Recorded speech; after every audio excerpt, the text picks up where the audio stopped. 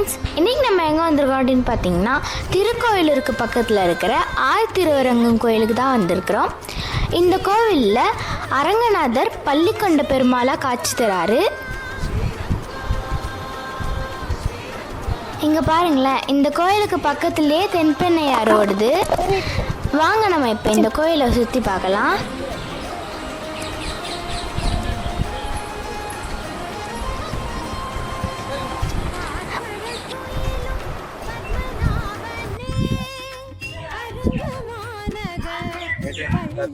இதுதான் அந்த காலத்து தானிய கிடங்கு தான்.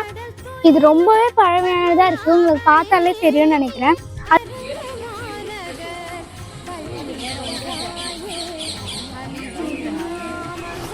இங்கே பாருங்க, இந்த கோயிலில் போக்குள்ளே பிரசாதம்லாம் விற்கிறாங்க.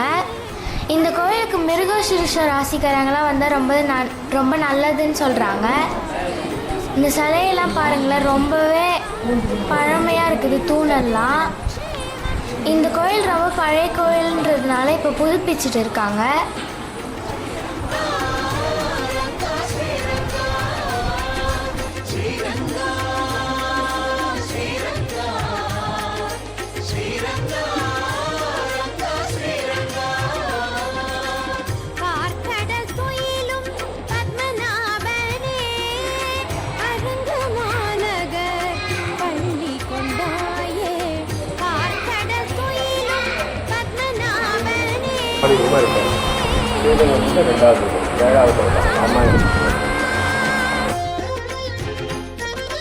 இப்ப நம்ம திருவரங்கம் கோயில்ல தான் இருக்கிறோம். இந்த கோயில் ரொம்பவே பழமையானது.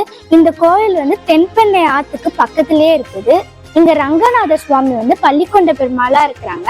அண்ட் ரங்கநாயகி சுவாமிக்கு தனி சன்னதியும் இருக்குது. இந்த கோவில்ல அர்ச்சகர் இந்த கோயில் ரொம்பவே பழமையானதுன்னு சொல்றாங்க. இந்த தூணெல்லாம் பாருங்களேன்.